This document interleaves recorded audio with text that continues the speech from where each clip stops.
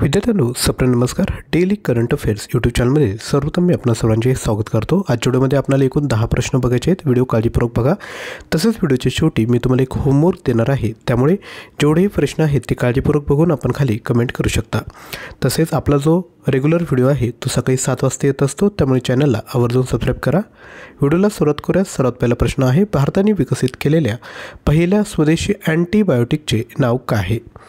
तर जे अँटीबायोटिक आहे त्याचं जे नाव आहे ते आहे नॅपिथ्रोमायसिन. यानंतर पुढील प्रश्न, भारताने ब्राझीलला कोणती स्वदेशी विकसित क्षेपणास्त्र प्रणाली पुरवण्याचा प्रस्ताव ठेवला आहे?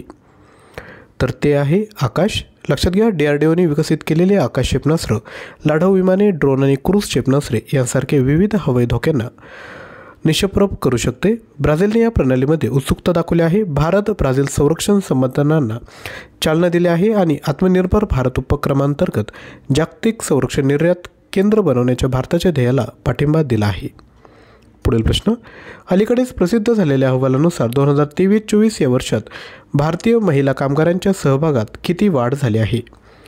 तर ती आहे 41.7% इतकी. यावरून 6 वर्षात महिलांच्या कार्यबल सहभागात लक्षणीय सुधारणा दिसून येते. पुढील प्रश्न, भारतीय तटरक्षक दलाने SAREX 25 या 2 दिवसांच्या प्रादेशिक शोध आणि बचाव सरावाचे आयोजन कोठे केले? तर ते केलं आहे कर्नाटक या ठिकाणी. उद्दिष्ट काय? तर समुद्रात मोठ्या प्रमाणात बचाव कार्यासाठी समन्वय आणि तयारी वाढवणे. कर्नाटक राज्याची स्थापना झाली 1 नोव्हेंबर 1956ला.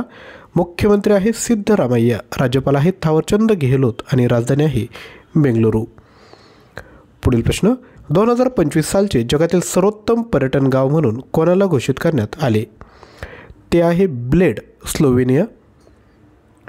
यानंतर पुढील प्रश्न, वनक्षेत्रात भारत जागतिक स्तरावर कितव्या क्रमांकावर पोहोचला आहे?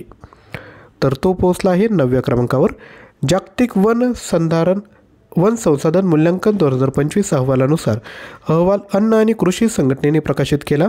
वनक्षेत्रात भारत 9व्या स्थानावर आहे, तर वनक्षेत्र वाढीच्या बाबतीत 3ऱ्या स्थानावर आहे. पुढील प्रश्न, दरवर्षी जागतिक पोलिओ दिवस केव्हा साजरा करण्यात येत असतो? तर हा साजरा करण्यात येतो 24 ऑक्टोबरला, ज्याचा उद्देश पोलिओ निर्मूलनासाठी जागतिक प्रयत्नांबद्दल जागरूकता वाढवणे आणि लसीकरणाचे महत्त्व अधोरेखित करणे आहे. यावर्षीची जी थीम आहे ती आहे end polio, every child every vaccine everywhere. पुढील प्रश्न, जपान देशाचे नवीन पंतप्रधान म्हणून कोणाची निवड झाली आहे? तर ती झाली आहे साने ताकाची यांची. पुढील प्रश्न, कोणत्या राज्याने 2025 हे वर्ष शहरी विकास वर्ष म्हणून घोषित केले? योग्य उत्तर आहे गुजरात. गुजरात राज्याची स्थापना झाली 1 मे 1960ला. मुख्यमंत्री आहेत भूपेंद्र पटेल. राज्यपाल आहेत आचार्य देवव्रत आणि राजधानी आहे गांधीनगर. पुढील प्रश्न, बोलिव्हियाच्या 2025च्या राष्ट्रपती निवडणुकीत कोणी विजय मिळवला? तर तो मिळवला आहे रॉड्रिगो पाज यांनी. पुढील प्रश्न, एकूण 10 प्रश्न झाले आहेत. तुमच्यासाठी होमवर्क, भारताने ब्राझीलला कोणती स्वदेशी विकसित क्षेपणास्त्र प्रणाली पुरवण्याचा प्रस्ताव ठेवला आहे? नाग, आकाश, पृथ्वी की ब्रह्मोस? विद्यार्थ्यांनो, या प्रश्नाचं उत्तर खाली कमेंट करायचं आहे. आजचा व्हिडिओ जर आवडला असेल तर नक्की लाईक करा. तसेच खाली हाईप बटन आहे, हाईप बटनावर क्लिक करा, जेणेकरून यूट्यूब जास्तीत जास्त विद्यार्थ्यांपर्यंत हा व्हिडिओ शेअर करेल.